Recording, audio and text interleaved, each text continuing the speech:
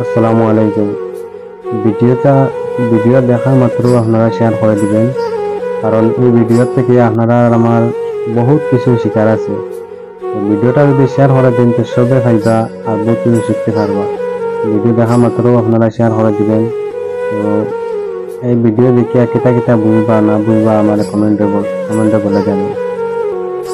ভাই, টাকা আর সম্মান দুটো এক নয়। টাকা তো ভিক্ষা করলেও পাওয়া যায়, কিন্তু সম্মান কর্ম, ব্যবহার ও চরিত্রের মাধ্যমে অর্জন করতে হয়।